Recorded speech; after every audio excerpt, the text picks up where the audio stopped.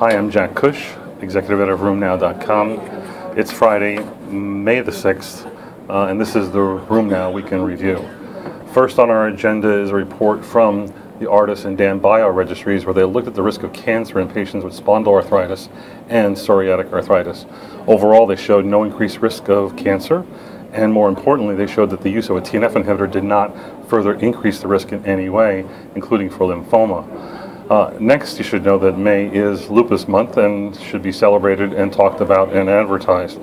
There was an interesting study called the Cardera 2 study, which is a randomized controlled trial of 154 patients with early RA who were treated with methotrexate with or without anakinra. This is an Italian study that basically showed the use of anakinra did not augment the responses seen with methotrexate alone, further questioning the value of IL-1 inhibition in RA.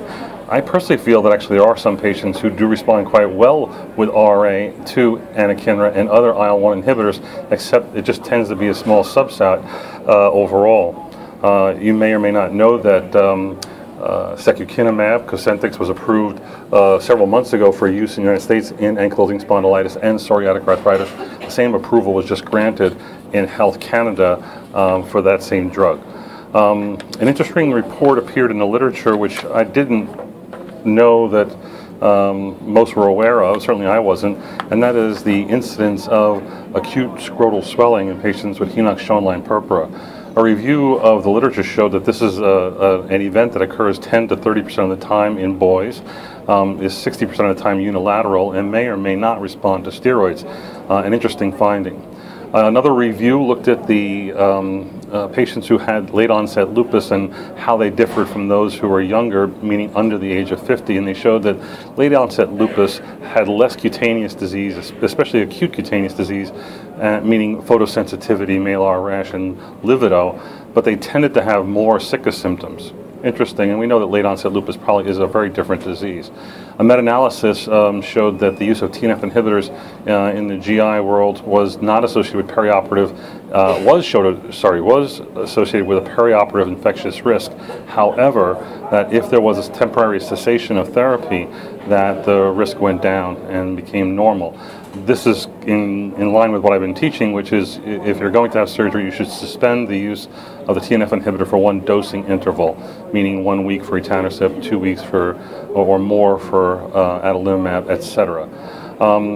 A review of who gets psoriatic arthritis, that information has been in the news a lot lately, but I've often wondered about the relationship between skin disease and psoriatic arthritis.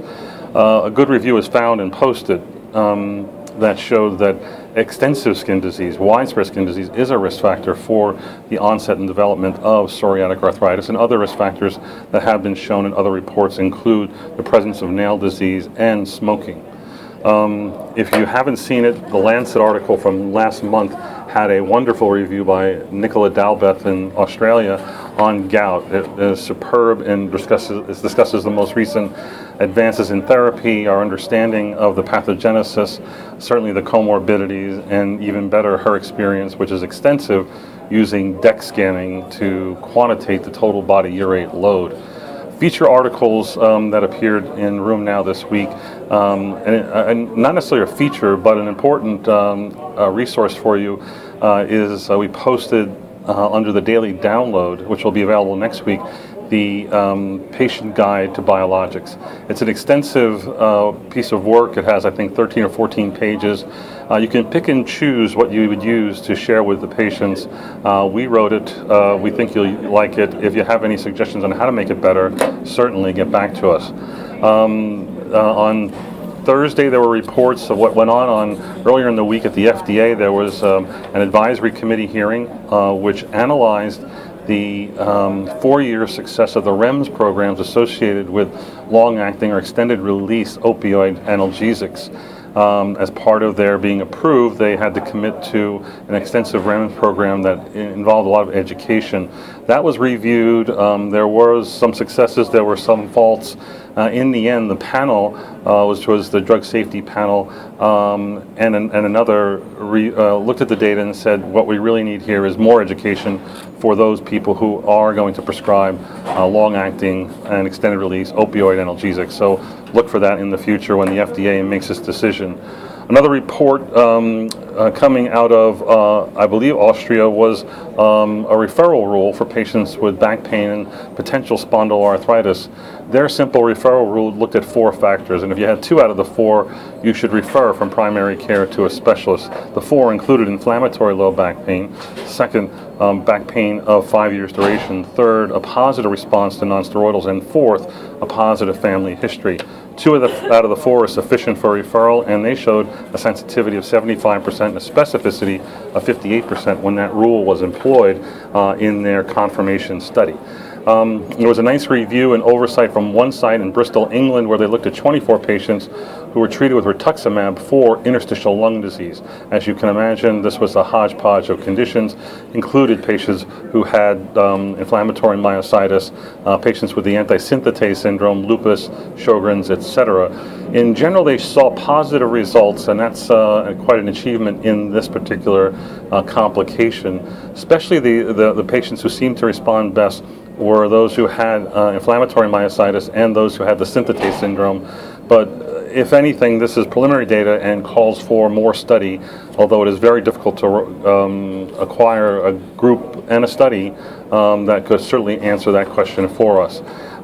You may not know, but the CDC released updated figures from its survey, which it conducts every year. This is 2012 data that said the percentage of U.S. adults who have arthritis, self-declared arthritis, is 25%. That did vary based on locale, but nonetheless, especially in metropolitan cities and across the country, 25%. And lastly, a report of a cohort of patients who were hospitalized with polymyositis, and meaning they were admitted to the ICU, and their outcomes, sort of ominous in the report, is that infection was the most common reason for ICU hospitalization, 40% of the time.